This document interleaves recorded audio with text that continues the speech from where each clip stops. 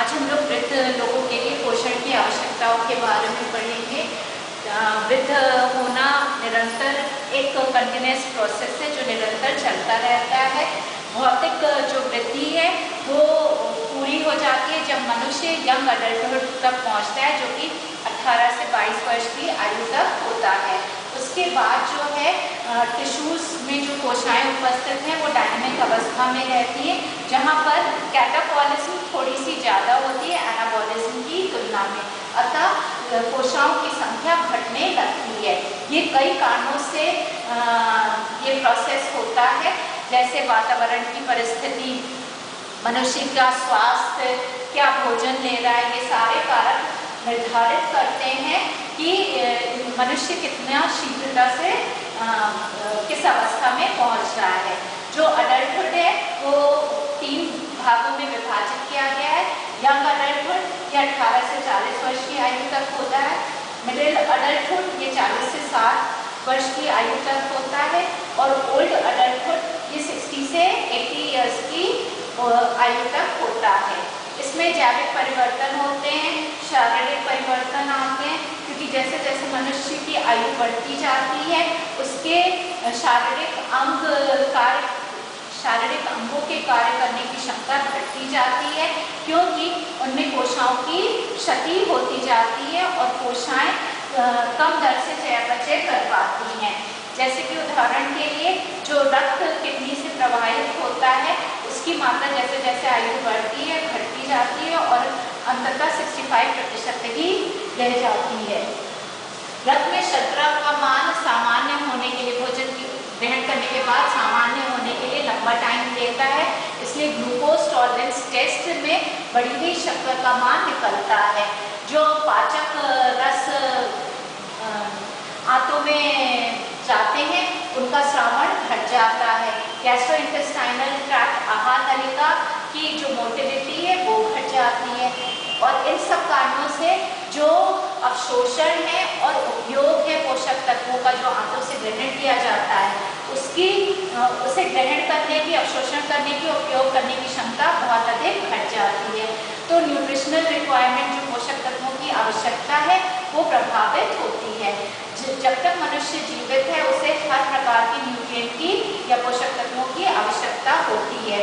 जो कैलोरी या ऊर्जा की आवश्यकता होती है, तो जैसे जैसे मनुष्य की आयु बढ़ती है उसकी कैलोरी की आवश्यकता या ऊर्जा की आवश्यकता घटती है, क्योंकि भौतिक कार्य करने की क्षमता घटती है और उसका BMR भी घट जाता है।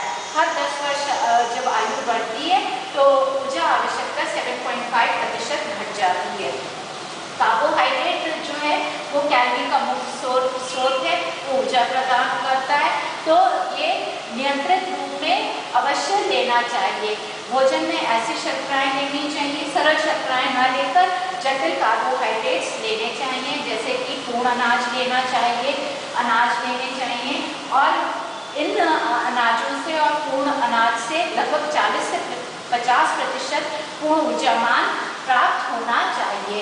वसा जो है ये इसके द्वारा हमें 10 से 15% पूर्ण ऊर्जा का भाग प्राप्त होना चाहिए और इसे भी नियंत्रित रूप में लेना चाहिए, क्योंकि इससे भी आवश्यक वसीय अम्ल प्राप्त होते हैं तथा विटामिन के वसा में मिले विटामिन के अवशोषण में भी ये सहायक होता है। जैसे आयु बढ़ती है तो कोलेस्ट्रॉल मान रक्त में बढ़ता है। 50 वर्ष के बाद ये परिस्थिति देखी गई है, इसलिए भोजन में ऐसा भोज्य पदार्थ नहीं ग्रहण करना चाहिए जिसमें कोलेस्ट्रॉल अधिक हो, जैसे अंडा है, मांस है इत्यादि।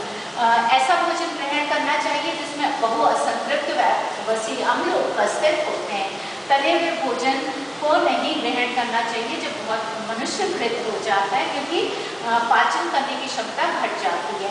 प्रोटीन की आवश्यकता भी कम हो जाती है, क्योंकि कोई नया ऊतक नहीं बन रहा है, सिर्फ पुराने ऊतक जो क्षतिग्रस्त हो रहे हैं वो पुनर्निर्माण होते हैं और जो ऊतक बने हुए हैं उनको बनाए रखने के लिए प्रोटीन की आवश्यकता होती है। तो प्रोटीन की आवश्यकता 30% घट जाती है।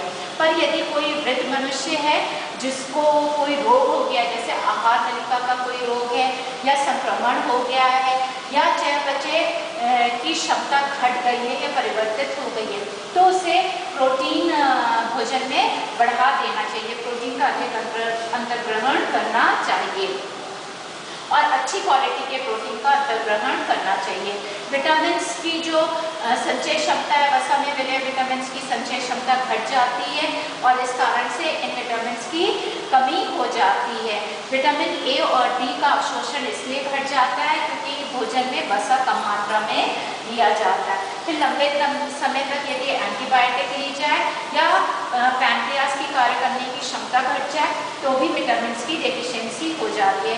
विटामिन डी की कमी के कारण बोन डिमिनरलीकरण हो जाता है, बोन हड्डियां कमजोर हो जाती हैं।